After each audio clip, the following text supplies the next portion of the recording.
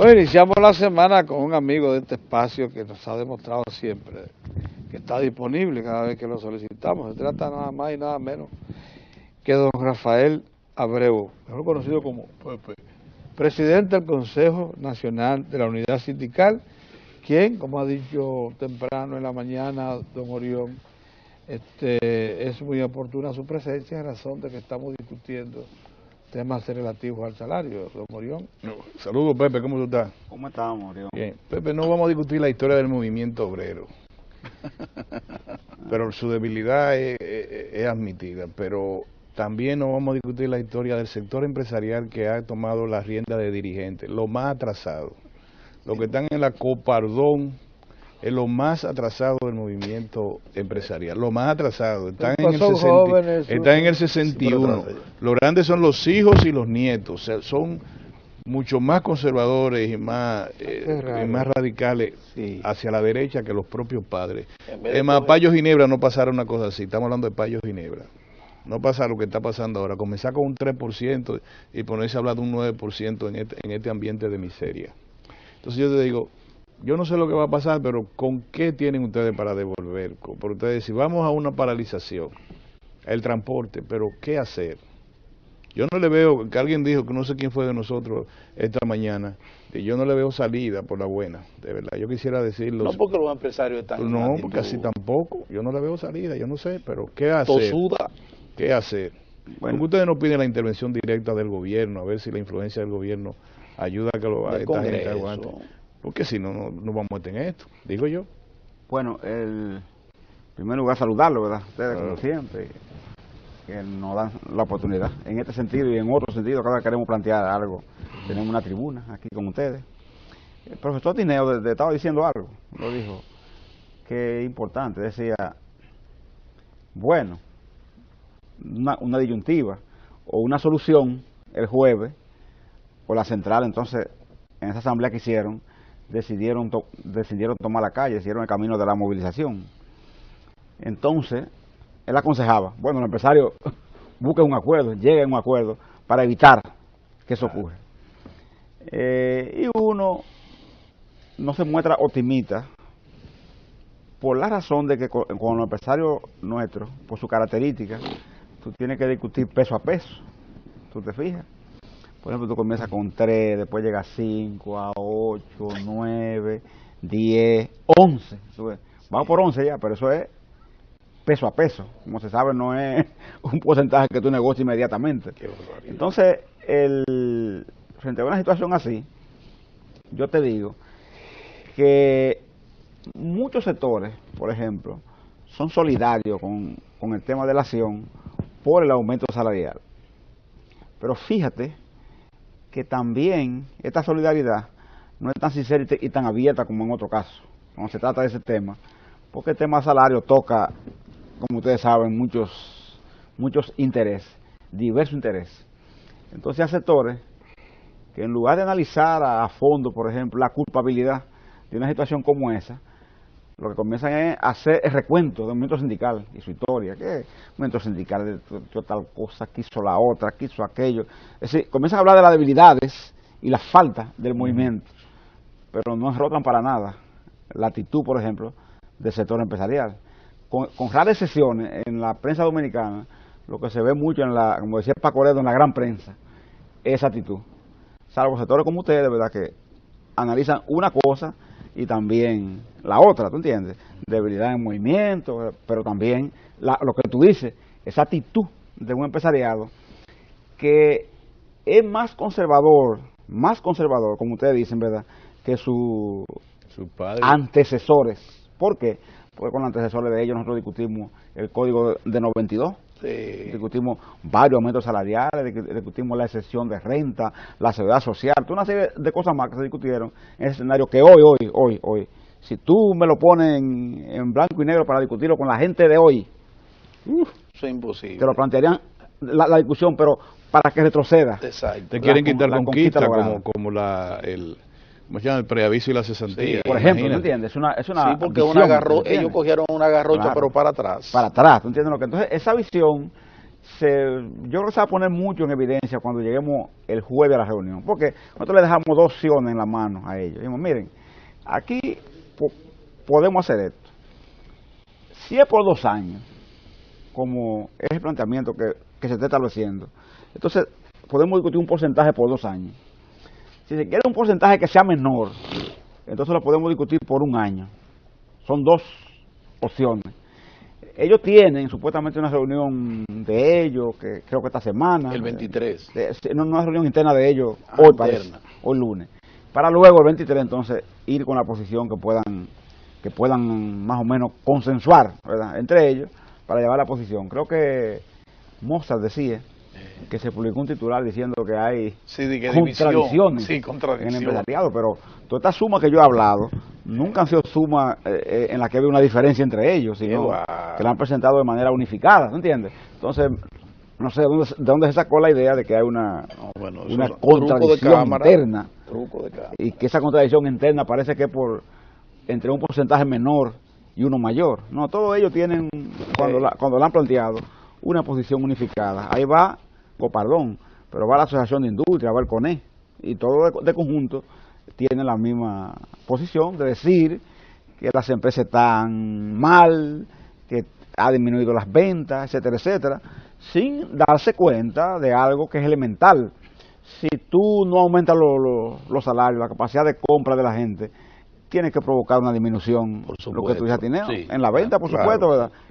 Eso es natural. Entonces, si queremos rescatar eso y que no sea así, hay que poner dinero precisamente en manos de la gente, que como el caso del trabajador y su familia, ¿qué es lo que hace cuando recibe dinero? Es consumir, es comprar. ¿Me entiendes? Entonces, en ese sentido, no hay otra forma de activar la economía que no sea también por las vías de aumentar entonces el tema de los salarios. Eso está planteado, está en manos de ellos y esperamos lo otro, porque uno a veces no impulsa en este país una confrontación con motivo de un hecho así, porque sabe a ciencia cierta que cuando tú impulsas una confrontación por un hecho así, no solo lo involucra a ellos, ¿me entiendes?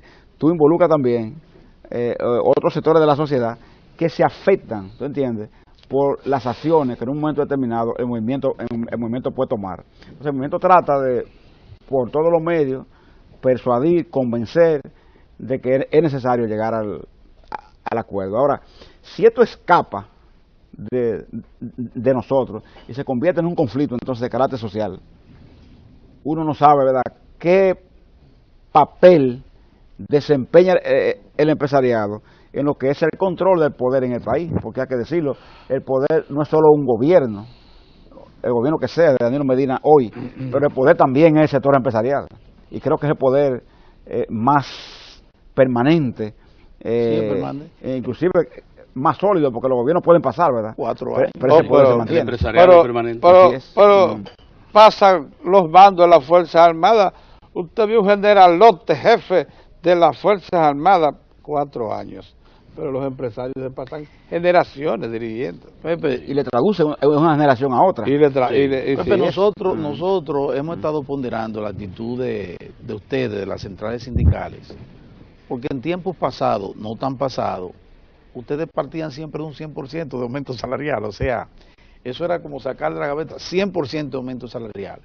Ahora lo hemos visto mucho más racional, muy racional, hasta el punto de que iniciaron con un 30% y han dicho que incluso ese 30% es negociable, que pueden ir y buscar un porcentaje, el 30%, pero además sobre la base de un levantamiento, de un estudio que ustedes, al que han hecho acopio, de ver qué significaría un 30% de aumento y cuál sería su impacto, y cuál sería su relación con los niveles de inflación acumulada en el país, y las posibilidades de una familia, de un trabajador para adquirir los bienes y servicios, tener más o menos en forma digna, ¿verdad?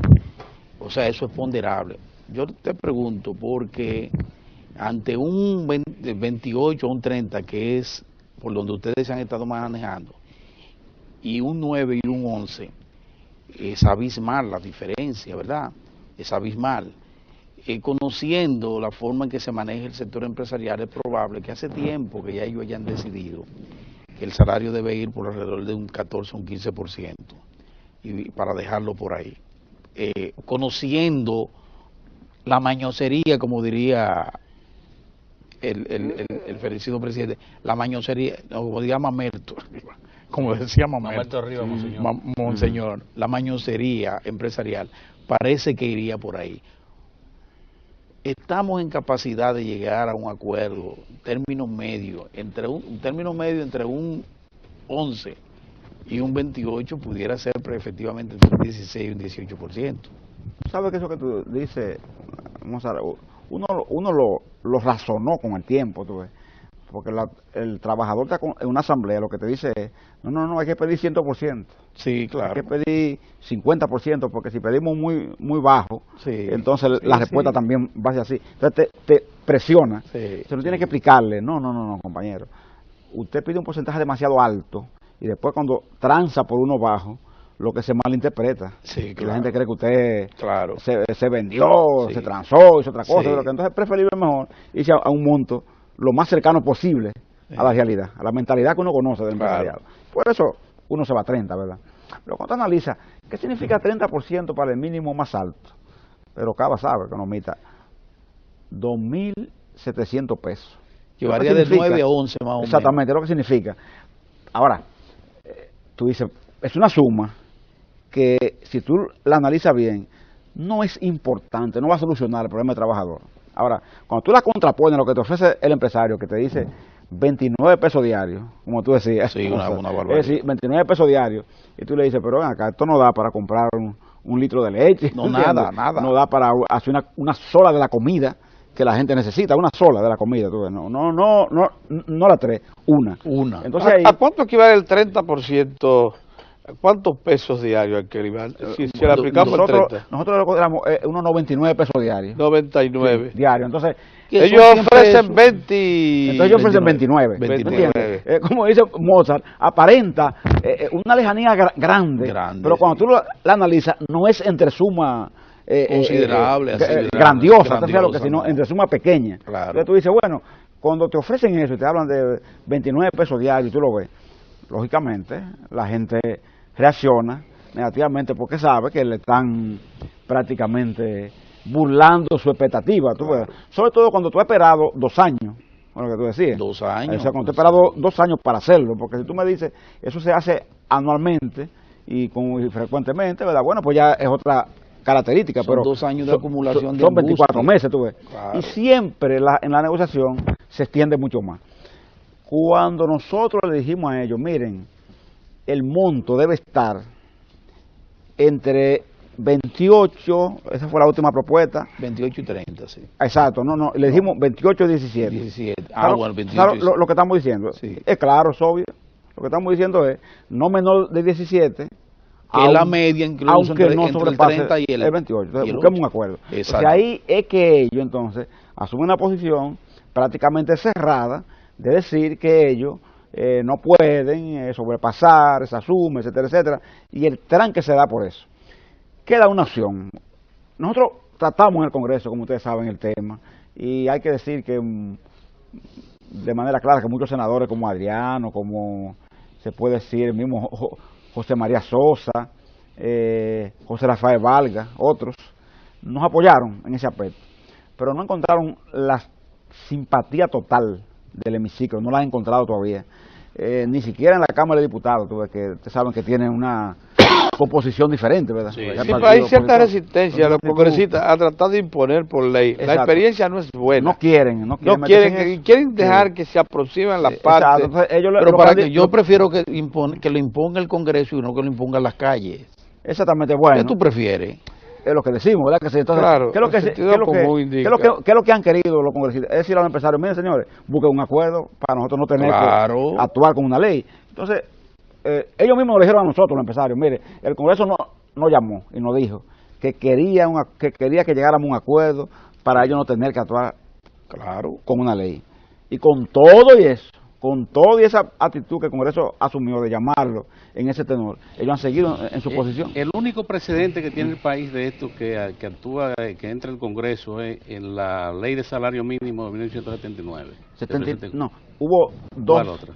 dos veces más. Ajá. 2 veces más, así que un gobierno de Balaguer. Para evitar un problema de gobernabilidad, Se hizo así. que es lo que se quiere evitar ahora, que haya Lo que se problemas. evita ahora, porque acuérdense bien, Sí. por ejemplo, aquí hubo un momento que el índice de precio al consumidor, por ejemplo, era ¿cuánto? 35%. Sí. Entonces, los empresarios no querían discutir sobre la base de ese tema. Cuando la crisis bancaria aquella, Sí. el índice de precio al consumidor llegó a unos niveles que el propio banco admitía que era 35%. Una cosa, Pepe, Pero no querían nos discutir hemos sobre esa base. centrado, Claro, porque cuando se produjo la unificación cambiaria, los precios se dispararon. nos claro. hemos centrado en el asunto del sector privado, pero ¿y el sector público? ¿Ustedes no creen que también amerita de una revisión en el Hay salario? un planteamiento. Hay un que planteamiento se con hizo, relación al sí, sector público. se le hizo. Aunque hay que tomar en cuenta que el sector público sí ha venido con elementos de compensación frente a los empleados, porque el Metro de Santo Domingo, los programas de asistencia, la seguridad social, todo eso son componentes importantes a la hora de establecer mejoría en la calidad de vida del servidor público, ¿verdad? Pero aún así, habría que ver qué plantean ustedes con relación a la gente que come también, la gente del sector público, Tú sabes los que trabajadores del en el sector sector público se acostumbra mucho a resolverle, como dice, a la gente que tiene capacidad de presión, maestro, médico, enfermera, pero hay una burocracia estatal que se queda siempre muy por debajo, muy atrás. Rezagada, Y sobre todo el tema ese de los policías, los militares, Sí. también pasa eso. Entonces, por eso nosotros planteamos la necesidad de que tiene que haber un ajuste también, porque eso incluye a las pensiones. A la pensión. Que están bajas, están 5.117 pesos. Eso es una cuestión Y que hay una tradición de insignificante para congelar eso. las pensiones. Exactamente, de congelarla pensiones, permanentemente y que nunca se revisen. Lo que se nos ha dicho es, lo que se nos ha planteado es, como que para este año no es posible ese ajuste en el sector público. En Eso este es año. lo que se ha planteado. Sino que lo podíamos discutir con mira al presupuesto del año. Eso es 2014. entendible. Del año Eso es entrante. Sí, porque el entendible. Porque no se concibió. Sí, eso es entendible, porque eso no se eso es entendible. Eso puede ser entendible y lo que Sí, uno quiere es sí. que se cumpla, ¿verdad? Que se pueda Y Exactamente. pasar. además Pero eso es hay entendible. factores como en la de sobre nómina, o sea, sabemos que el Estado Está ha sobre- sido muy consecuente en ampliar Sí. su nómina para dar empleo y contribuir a minorar el Eso- desempleo. eso también. Y no este gobierno, sino todos los Todos gobiernos los que gobiernos. han tenido el país. Sí, en sí, eso ha sido muy consecuente. Por eso, el sector sindical organizado, el Maduro, siempre ha sido Cauto, cuidadoso, cuidadoso. cauto cuando se trata de demandar al Estado. Eso es Porque verdad. sabe que ha habido siempre en todos los gobiernos una propensión La madurez. a recargar la nómina para ayudar a Así combatir es, el sí. desempleo. Así Porque es. si no, si le da al sector privado, usted sabe lo que puede pasar. Sí. Puede haber un estallido social. Imagínate, Bien, está Puerto pero hay Rico. una cosa, ya se nos agotó el tiempo, hay una cosa que yo creo que pudiéramos aquí plantear. Miren, yo no sé, pero yo advierto que ha habido mucha madurez en todo la estructura sindical del país. Sí, señor. Es muy madura. Y eso nos ayuda mucho a mantener la gobernabilidad. La gobernabilidad en todas partes del mundo tiene que ser producto de muchos factores a favor. Así es. Si no, la cosa se nos desequilibra. Pero, Pepe, ¿cuál es el promedio de salario mínimo de América Latina? ¿Por dónde andamos nosotros? Lo que procuramos ahora es razonable. Cada país tiene su especificidad. Sí. La simple comparación de salarios mínimos con otras naciones no es justo si se sabe que, por ejemplo, nosotros tenemos problemas locales muy severos que influyen en los costos de producción. El problema eléctrico es terrible. El problema del costo del transporte es todavía más desquiciante. Son cosas terribles que impiden que uno haga una evaluación y la pueda someter a lo que llamamos una media latinoamericana. El salario mínimo en Honduras es demasiado bajo, pero el salario mínimo de Centroamérica es más o menos razonable. ¿Por dónde andamos nosotros? Por debajo de Haití. Sí, Albuquerque situó, Rafael Albuquerque, recientemente, Sí. dio a conocer un estudio que había hecho, y nosotros estamos situados en una situación penosa, ¿verdad? Por debajo de la media. Muy por debajo de la media. Por debajo de Eh, Haití, Pedro. Muchas veces se debe, y eso hay que decir, hay factores que pueden influir. Por ejemplo, el tema eléctrico es un factor, ¿me entiendes? Ahora, tú le planteas al empresariado, vamos a discutir el tema eléctrico. Y los empresarios dan la callada por respuesta, ¿tú Claro. entiendes? Evaden, o te hablan de un pacto eléctrico que mucha gente no sabe si persigue mantener los contratos que ya conocemos o persigue revisarlos. No, persigue mantenerlo como no, sea, sí, porque sí, esa gente no juega no con se, eso. no se definen en ese Sí, aspecto. Pero ¿no? por suerte el Entonces, Estado anda en otro exacto, asunto. anda en otro camino. Anda en otro Porque si sigue gracias, ese camino, ¿entiendes? gracias a Dios. Gracias a Dios. Entonces tú le hablas de muchas cosas del sector empresarial en las que ellos pueden francamente asumir un rol y no quieren asumirlo. Quieren asumirlo siempre por el lado del salario, de rebajar conquistas. ¿Tú entiendes? No quieren ir a confrontar otros intereses que uno sabe afectan también el tema de la empresa y la productividad, pero no quieren irse por ahí. Lo evaden tratando de arrancar conquistas mínimas que tienen los trabajadores. Así es. Y así no vale, ¿entiendes? Así no puede ser. Bien, Pepe, deseamos éxito a la reunión que pasado mañana, entonces. El jueves. Yo espero que ahí saldrá un acuerdo. Era el jueves. 17%. Sí, se están aproximando cada vez más, se están aproximando. Comenzaron con un 3 van por 11.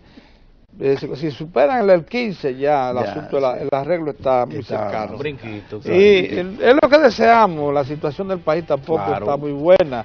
El entorno centroamericano y caribeño es grave. Puerto Rico está pasando un desempleo masivo. Lo que dijo de la sobrenómina en Puerto Rico, se quería de que votar, que Adiós, se votaron, provocaba y eso un lío. debido- Si en Estados Unidos hacen eso, votan gente para Adiós. cuadrar nómina, se llama una revolución en Estados Unidos. Sí. Entonces, Sí. sabemos que el entorno es difícil, que pongan todo el mundo de su parte Así y probablemente lleguemos a un arreglo. Es nuestro deseo, ¿no es así, don Pepe? Así es. Muchas gracias, Rafael Abreu, que estuvo con nosotros hoy en la mañana. La semana inicia con él, pero es porque la semana espera de él Así y es. de los trabajadores un entendimiento. Mire, manténganse en sintonía, que por ahí está Tony Peña Guava, que es un vicepresidente del Partido Revolucionario Dominicano, con quien vamos a tratar otro tema de interés. Así que regresamos en un momento.